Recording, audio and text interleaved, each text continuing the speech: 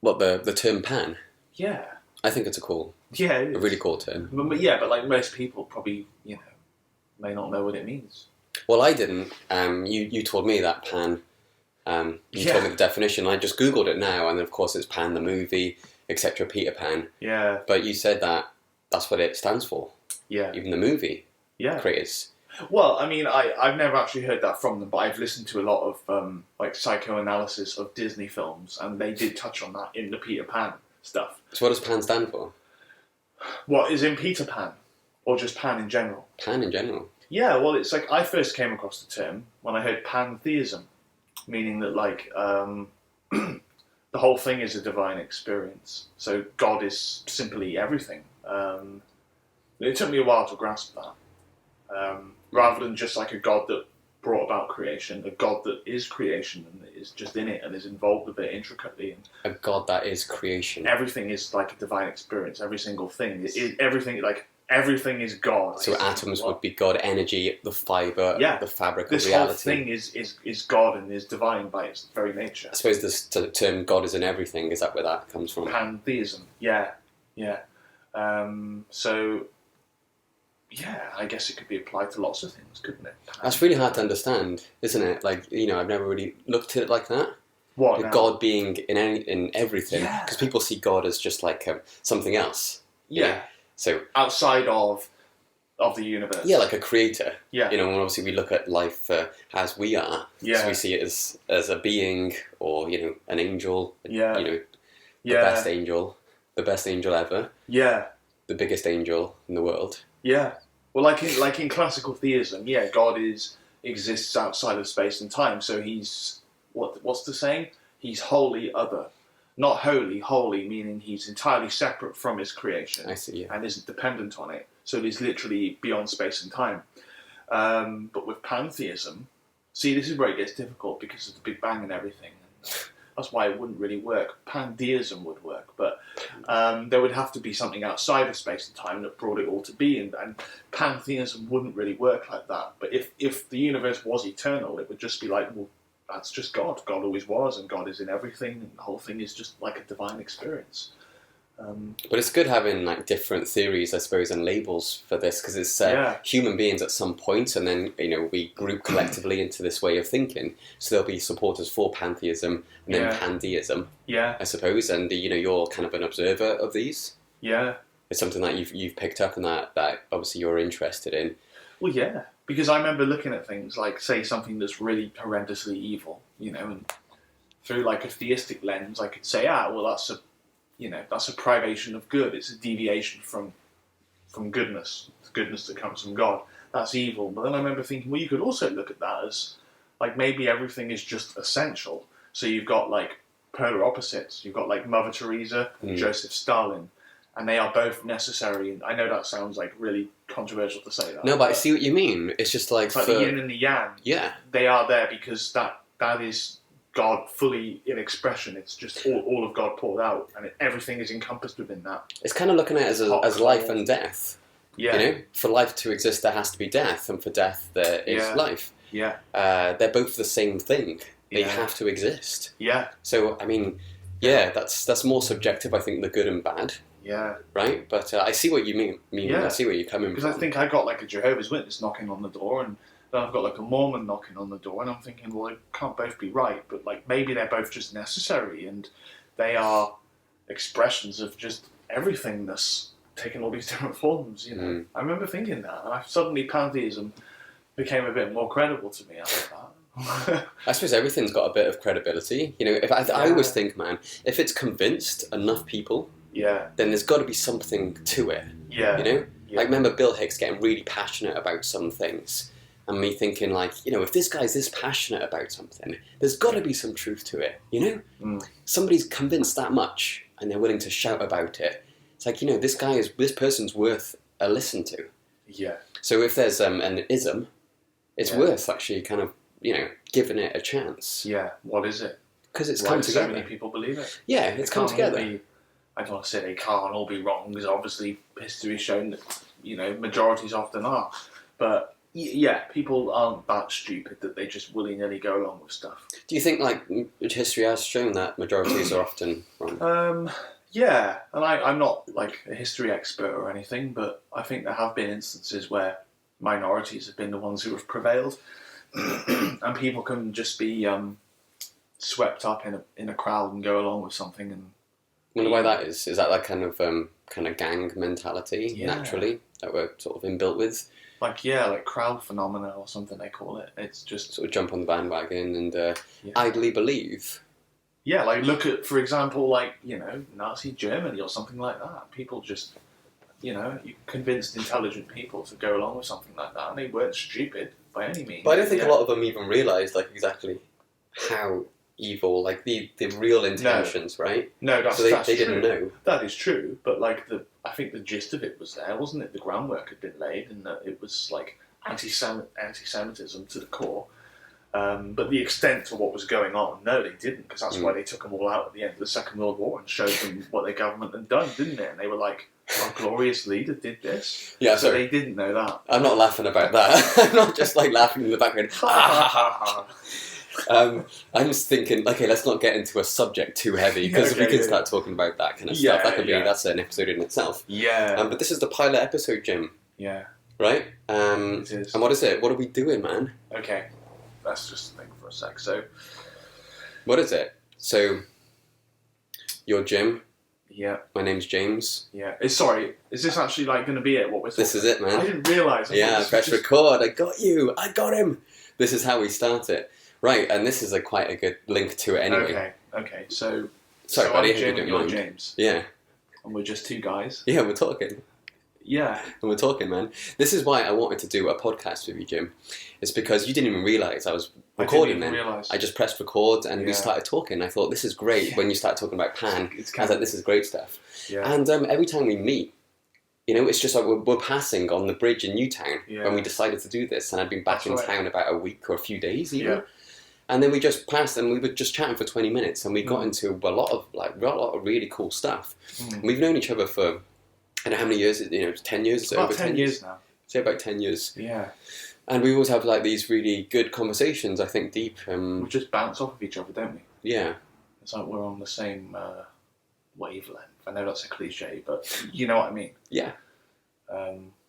So we've said for a while now about this. You mentioned it as an idea, and it was always one of those things that, one day we'll do that. But a few years have passed since then. Yeah, long time's passed. So much as, you get so much older. Yeah. We're both in our 30s now. I know. We started talking about this in our early 20s. Gosh. I'm sure. Well, yeah, it was 2009 when I met you. Okay. I still remember where and when. It was... Because I kind of knew of you, I'd seen you, I just didn't really know you. And then, Saw me drunk. Huh? You saw me drunk? No, actually, you were driving the car, actually. You were sober. I was definitely drinking then. I was on the wrong side of the road, right? I was in reverse. Well, I wasn't going to say that on the podcast, but... It's 10 years ago. Time goes pretty quick. Yeah. And so it's probably good that we've waited, actually, because, we've changed somewhat in 10 years. Mm. And I think part of the reason for doing this is, I don't know who's going to be interested in it, but I certainly will be in 10 or 20 years, just to look back. So I thought... We're doing it for us as well, in a way. Yeah. Just to archive our thoughts and our ideas and things that we want to say and talk about. It'll be really good to go back and listen to that. Man, I do these little videos sometimes, on Instagram. I'll do a minute video. A minute's the maximum you can do.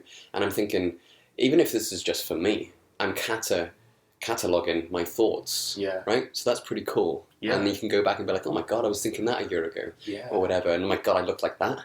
Yeah. Yeah. So exactly as you said. Sometimes it's really shocking. You think, gosh, I used to think that 10 years ago. How did I ever think that? But I did. Well, my thoughts now, being 33, I think my thoughts I'm quite collected now. I think in our 20s we go through a state of flux, and I think we're always kind of in a state of flux, but I definitely steadied, with my thinking. Okay. I feel like, okay, this is who I am. This is what I think now. Yeah, a bit more grounded. Definitely. That's a good word for it. Yes. Yeah, and I've never been grounded in my life before until kind of moving back to Newtown. Yeah. When I saw you on the bridge. Yeah. A few weeks ago. So it was early September. Finally got grounded in life, man. So, we've been talking about what we're talking about now, philosophizing for 10 years. Oh, a long time. But no, I think I'm happy just to talk about this kind of stuff now because it's there's a lot to talk about. Yeah, which is crazy, isn't it? We'll get into a lot of different things. There'll be a lot of different subjects that we can get into. Yeah.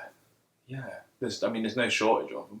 I mean, so often I've said something to you, and you'd say, "Yeah, I was thinking about that. And we'll talk about that sometime." And just little things that are in the background, or they pop up in your mind, and you think, "I wonder about that," but you never really go into it in any depth. We were just talking about, when people watch you eat, and I was like, "Jim, I've never seen you eat."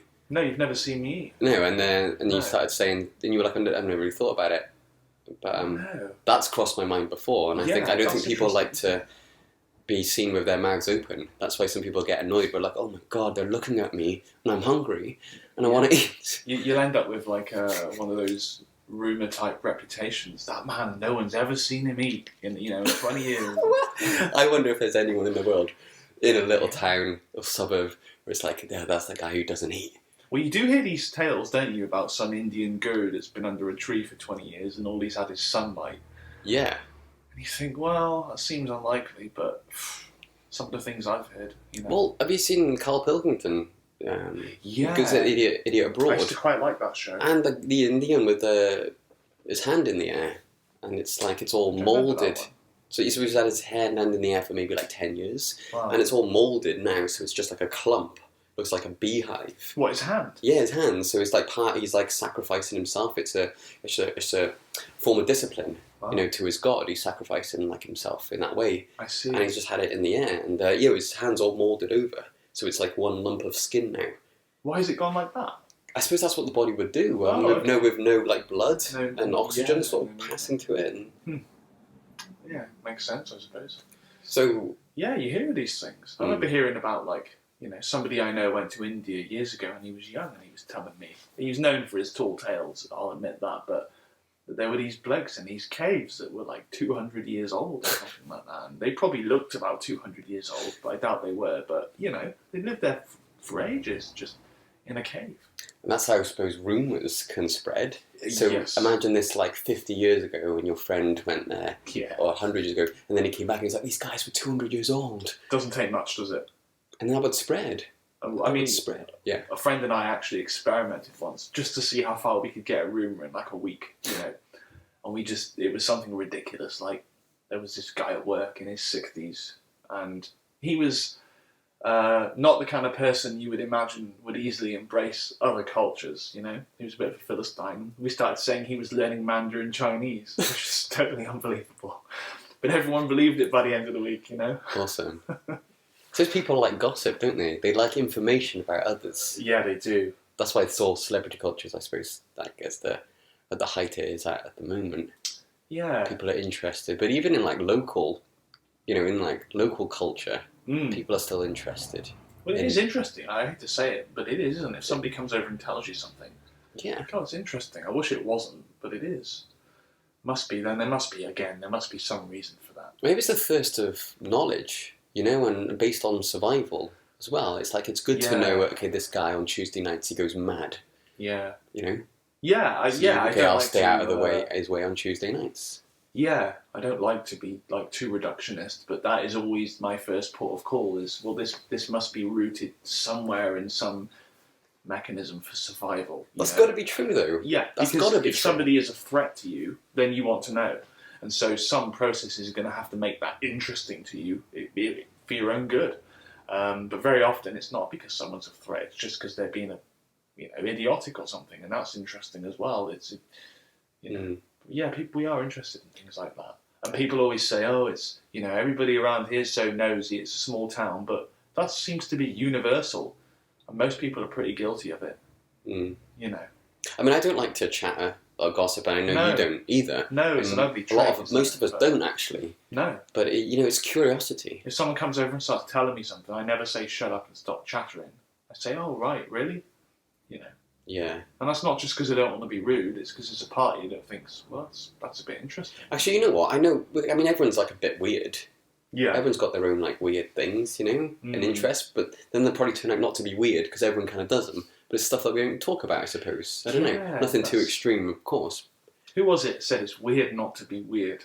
Yeah. That is true, because everybody thinks, oh, I've got these little weird things about me, and but no one else is like that, and it turns out that like everybody is, and it's not just you. And maybe that's just because we're so influenced by films and stuff and Hollywood culture. Yeah, I don't know. But there's maybe an image of how we're supposed to live because we watch like soaps and stuff on TV, a TV series, and you got the family living together.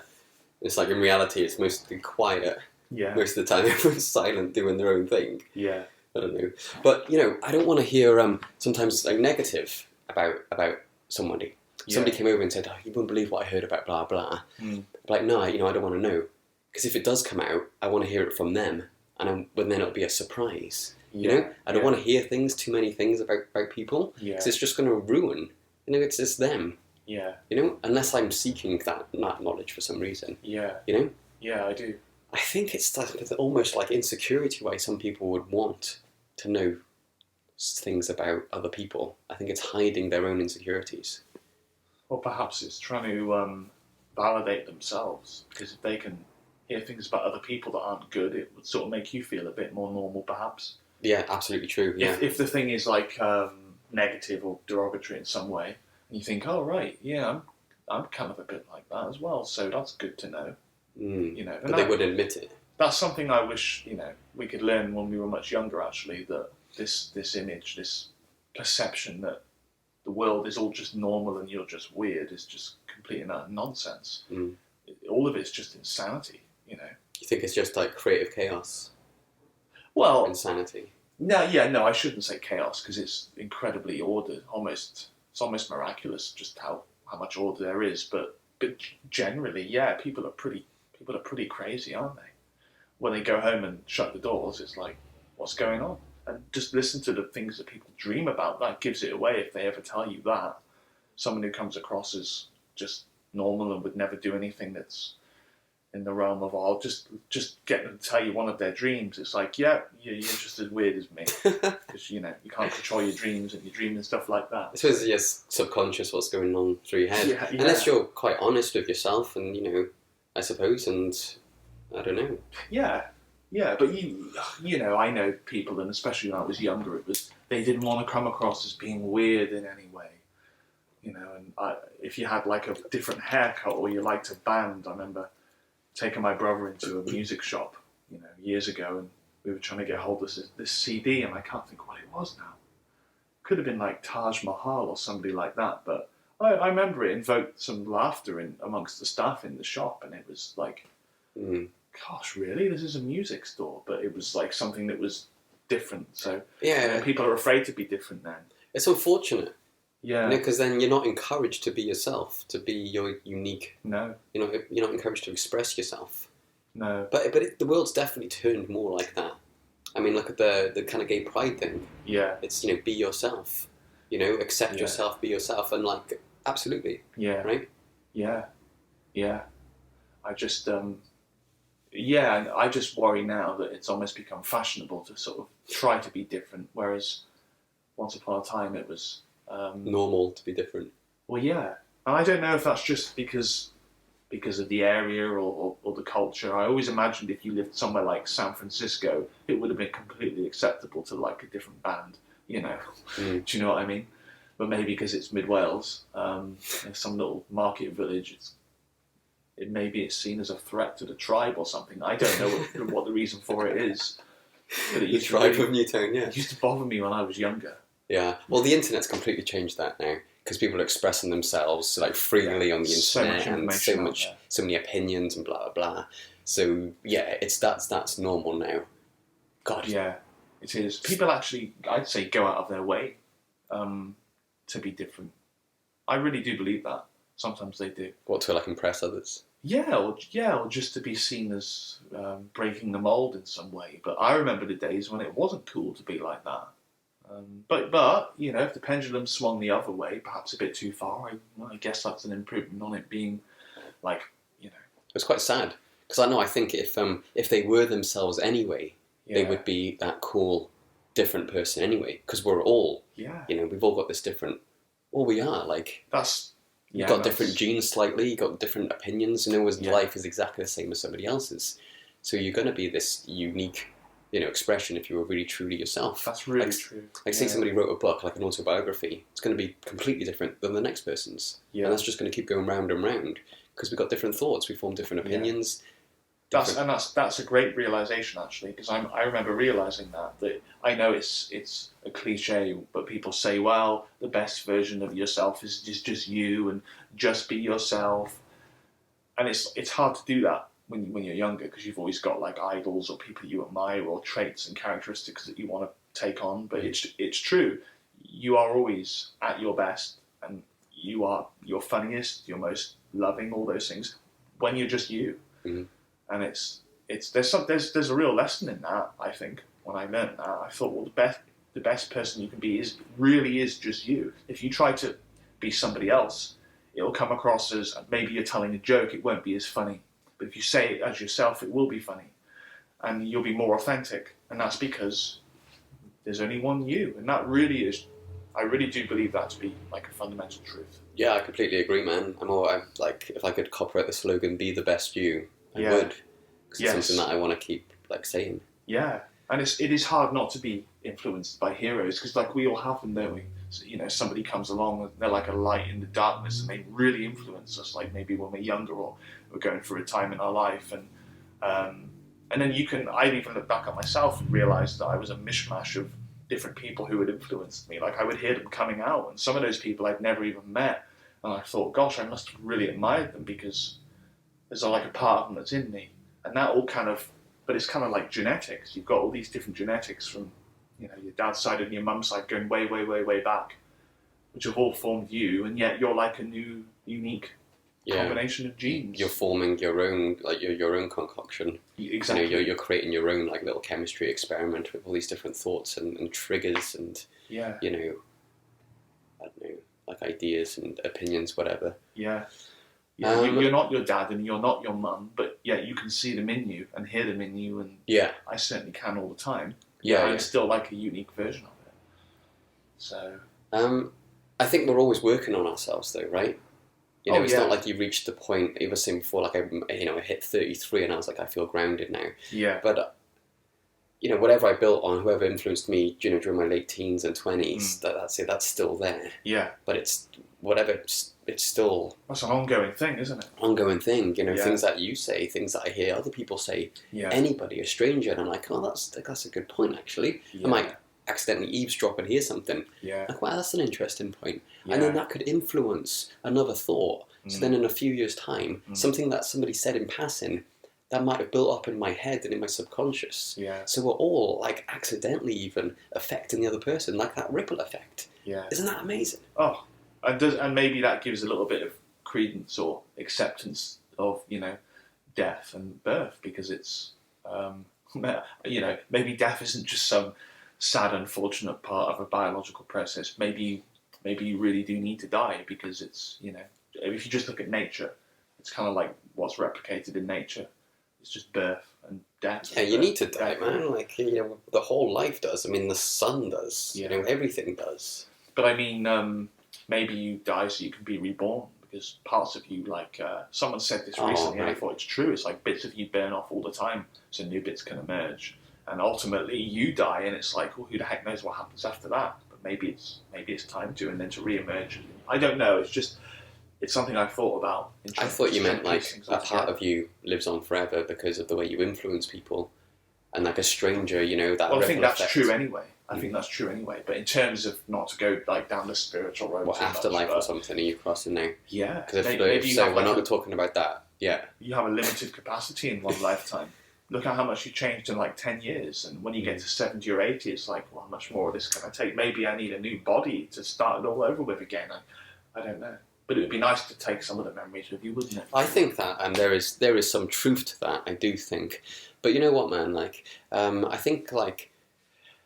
Opinions form as time goes on, and there is some truth to that, but I haven't figured it out enough yet. No. For me to confidently vocalise it or say to myself, this is what I reckon. No. Maybe when I'm 50 I might be like, okay, I'm happy to talk about this. So I've got a good feeling about this now. I'm confident. I think, right, when you can vocalize something, that's when you figured it out. Yeah. And the thing is, Einstein said, it's like when you can simplify, something complicated, that's when you get it. When you really understand it. Yeah. Yes. And I think that's what the Beatles managed to do it. They know how to write songs. They just knew what to do. Yeah. They could just simplify it, bam, bam, bam, hit after hit. Yeah. They just understood it. Yeah. And I think when you can vocalize it, because thinking something's different because it's so complex, right? It is. And the subconscious is, involved also. Yeah. But if you can really vocalize something simply, in a few sentences, a few paragraphs, then you've got it. No, I agree with that. And when it comes to, say, like afterlife, I think there is some truth to something. Yeah. But I didn't get it yet fully. No, and I'm happy with that moment. I'm happy not getting it yet because there's not time. Well, as interesting as it is, I've come to the conclusion it's futile to just keep dwelling on it because, at least for me, because you're just not going to get it. Because it's incomprehensible. There's lots of people that think they have and think they do, but I'm just not. I don't think anyone's really privy to that information. So it's an interesting road to go down and talk about, but it's. We will talk about that, man. There will be a podcast that we will cover that. But this is the intro, Jim. Yes. This is the pilot episode, man. This is the pilot episode. We've only got like 2 notes down, like what is it, who we are. Yeah. And I was going to say, like, so, who are you, Jim? But I mean, we've had a good, like, people got a good understanding, I think, like, just from talking. Yeah. But, Mano, is there anything that you want to say based on, like, on who you are? Well, if they form an impression based on what I've just said. What do you reckon they would think? This guy's a nutcase. No, I think we put the groundwork like pretty good. Yeah. I think so. We covered some good stuff there. Yeah, that's just flown out of us, isn't it, really? But I would like to know more about you. I think I gave a few snippets about myself. Like I've been working on cruise ships for like a few years. Yeah. We were born in Newtown, in mid Wales, Powys, I'm in the United Kingdom. Yeah. It's a little small town. Yeah. But yeah, progressed through life a little bit at a video production company. I've done podcasts and things like that before. Yeah. But yeah, I remember this is the only current one going. Yeah. Yeah. Okay. So, well, I've lived here for much of my life. I wasn't from here originally. I came here when I was about 3, and then I left again for a while, and then I came back. But I was born in Canada, as you know, and I spent a few years living there. So, but this is really my home, so I've always lived here. Can you remember the move? I mean, 3 years old, like the plane flight. Well, no, I don't remember the move. No, but I remember being about 3 years old in the first house we were staying in. You just get those little glimpses of very early memories. Have you still got? Yeah, I know what you mean. Have you still got like footage, like film, like photos or something of the original? Oh yeah, yeah, we've got photos, and my dad used to have one of those Super 8 video cameras that he got when he was about 17. So that starts from about 1974. And it ends in about 1987 or 88 when I was about 2. Because at the very end of the footage, you just see me as a baby. And the tapes were about 2 minutes each. So you can imagine years and years of tapes that my dad would have to send off and get it put on. They put it all on the video for him, 2-minute segments. So there is some old footage of it. It's great you did that. Yeah, my dad did it when he was about 17. And we've got all that. It's fascinating to watch. There's no sound, it's just music. But it makes it quite nice because you can't see or you can't hear what people are talking about. I think it's when you get like later in life, it happens to people at different points in their life. But I'm getting into that now where I'm more interested about like my ancestors. Yeah. So my mum's life and my mum's life and this and that. Oh yeah, totally. So it's good to kind of like record some sort of footage or take photos. Record that moment in time. Yeah. I always wanted to hear my granddad on tape, but I never did. My dad said there was one that existed, and that was just because in my mind, I can imagine how he would sound, and that must be based purely off of hearing my voice and my dad's voice and my uncle's voice, and I've constructed when you see those pictures, this person went missing 20 years ago, and this is what it's kind of like that, and I wonder how accurate. But a sound of how he would sound. God, I've never been able to do that. I can see him, and I wonder how accurate it would be to how he actually did sound, and I have a feeling it would be somewhere close. But yeah, you can't hear anybody on these films. But that's nice. that is nice. Just have this music. So you started going to school, like in Newtown? Yeah, well, I used to go to Tregunnon School. That was probably the first school I went to over here. Yeah, to the old school. And then just as they were building the new one, I moved back to Canada again. So that was about 1994, 95. Wow. Yeah. And then you came from Canada again. Yeah. How long were you there for? A few years then? Well, about a year and a half. And so I came back here, I was about 9. So then I went to Treowen. And I went to the high school here. Yeah, Newtown High. I had that misfortune. Yeah. Yeah, it was going to be closed down almost, like when I was there, because just the standards were so low. Yeah. People were being taught the wrong modules.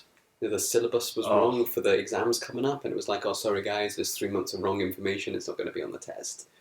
Yeah, I don't know the full extent of it, but it was years later that I had some insightful information on the whole thing, and it was quite a catastrophe apparently. Around 2001 too, they had this damning report. And, yeah, I remember that, man. It makes sense because I can remember being there, and it was. It wasn't a nice place to be. You can't tell when you're that age, can you? When you're a kid. Like, no, but I think you do pick up on environments and atmospheres and. I think it's normal. You got nothing to compare it to. No, I mean, yeah, I wouldn't have really thought much about it at the time. I didn't like being there, but now I'm older and I look back and you have more insight. But it's like now I can look back on dreams I had when I was like 3 or 4 years old that make perfect sense to me, that made absolutely no sense to me at all at the time. And that just showed me that, my unconscious mind was very much alive and picking up on things, but consciously I just had no idea of it. Cool. And it's a shame that it was trying to convey something to me that I just could not understand. And now at 33, I'm like, oh, well, that just makes total sense why I would dream that. It just fits with everything. I mean, not to get too personal, but sometime in the future on one podcast, we've got to talk about like dreams and things like that. Oh, man. Yeah, absolutely. Absolutely. Absolutely. But Jim, this is the pilot episode. Let's not talk for too long, buddy. Even though we could. Yeah, right? Okay. So just over 30 minutes. And it doesn't matter because you can obviously cut bits and. Yeah. Right. I mean, I try not to. I like things being completely unedited, completely unscripted. Okay. That's good. But it's good. I think introduction into both of us here. Yeah. And we want to keep doing this, like more and more, man. Like every time we sit down and talk, and we seem to. It's back and forth a lot, and I learn a lot, man, just listening to you. No, me too. I learn a lot from listening to you. I thought I meant listening to yourself. Okay, so this has been a good, fun half an hour, and I think we've touched on some basics. Hopefully it gives the listeners some idea of what we're about. So I look forward to doing the next one, James. Sounds good, man. Looking forward to it, Jim. Okay, I'll see you then. All right, buddy.